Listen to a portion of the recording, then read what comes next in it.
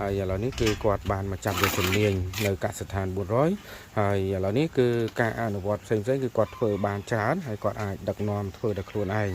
បាទហើយសម្រាប់បងអូនភក្តីគាត់មកពីវិទ្យាស្ថានបាយ័នខាងផ្នែកកសិកម្មហើយគាត់មកចុះកម្មសិក្សារយៈពេល3ខែនៅទីនេះឥឡូវនេះគឺជាសកម្មភាពវឹកហាត់ផ្ទាល់លើការញាស់ពងកដោបបាទបងប្រុសស្រីឃើញការរៀបចំរបស់គាត់នេះគឺជាទូភ្ញាស់ខ្នាតតូចហ្នឹងមិនបាច់ចាំទៅប្រើអីទូភ្ញាស់ដាក់ភ្លើងអីទេមិនបាច់ទេបាទគឺបច្ចេកទេសដែលខ្ញុំស្រាវជ្រាវវឹកហាត់នេះគឺបាទរាប់ឆ្នាំហើយខ្ញុំបាននិយាយថាប្រើទូខ្នាតតូចណាបាទទូខ្នាតតូចហើយសម្រាប់បងប្អូនដែលគាត់ទិញពងពីខាងខ្ញុំទៅគឺរៀបចំភ្ញាស់ឲ្យស្រាប់មិនបាច់យកទៅបាទនេះទេមិនបាច់ចាំយកទៅបាទភ្ញាស់បាទថែមអីទេគឺយកទៅដល់ចាំតែញាស់ឲ្យដាក់ក្នុងមុងតែម្ដងបាទអញ្ចឹងយើងទៅមើលកន្លែងចំទាំងអស់គ្នាបាទនេះទីតាំងផ្ទាល់របស់កសិដ្ឋាន400នេះកន្លែងចំនៅក្បែរគ្នាហ្នឹងនេះកន្លែងរៀបចំនេះកន្លែងចំឥ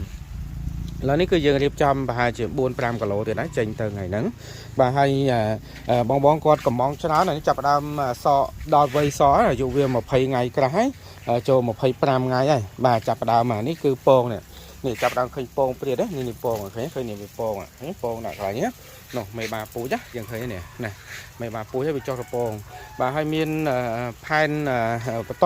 ទៀតជាច្រើនទៀតនៅក្នុងនេះគឺច្រើនទៀតណាបងប្រុសស្រីឃើញនេះពេលថ្ងៃវាឡើងលេងឃើញព្រាតបាទនៅក្នុងហ្នឹងឃើញនេះសកម្មភាពវាលេងថ្ងៃបាទណាបងប្រុសស្រីឃើញបាទនេះណាបាទណែឡងណែនោះវាមកលេងថ្ងៃឡើងកតែម្ដងណាបាទនេះ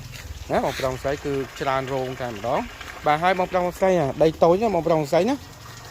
នៅទីនេះគឺប្រើដីតូចទេហើយចិញ្ចឹមកដោប្រើតែដីតូចទេបងប្រុសបងស្រីមានដីតែទៅតឹង3បដ 20បដអីហ្នឹងគឺបងប្អូនអាចធ្វើបាន5រោងបាទ10រោងហើយបងប្អូនអាចរកចំណូលបានមួយខែចន្លោះពី1លានទៅ10លានបាទ10លានរៀលមួយខែបាទហើយហេតុអីខ្ញុំនិយាយពីមួយខែចន្លោះពី1លានទៅ10លានព្រោះខែខ្លះយើងបាន10លានខែខ្លះយើងបាន8ខែខ្លះយើងបាន7ខែខ្លះយើងបាន5ដោយសារមេបាពូជរបស់យើងហ្នឹងគឺយើងមានជួនកាលយើងសល់តែ2ទ្រុងបាទហើយយើងមានផែនបន្តវល់ជុំណាអញ្ចឹង2ទ្រុង3ទ្រុងនេះយើងរៀបប្រមូលផលទៅយើងបានពង5គីឡូយើងបានពង10គីឡូយើងលក់មកគីឡូ5-10ម៉ឺន1គីឡូ20ម៉ឺន1គីឡូ30ម៉ឺនបាទ1គីឡូលើសហ្នឹងទៅតាមទីតាំងដែលយើងលក់ជាក់ស្ដែងជាពិសេសគឺពូជរបស់យើងតែម្ដងណាជាពិសេសគឺទៅលើពូជបាទណាបងប្រុសបងស្រីបាទអញ្ចឹងខ្ញុំចែករំលែកបន្ថែមខ្លីៗប៉ុណ្ណឹងដើម្បីឲ្យបងប្អូនមានជាគំនិតហើយរៀបចំគំរូអាជីវកម្មពូជនេះមុខរបរនេះអត់ចំណាយទិញចំណីទេគឺចំណាយតែរៀបចំកាត់ស្មៅឲ្យវាជាប្រចាំហើយមួយថ្ងៃគឺចាយពេលចន្លោះពី3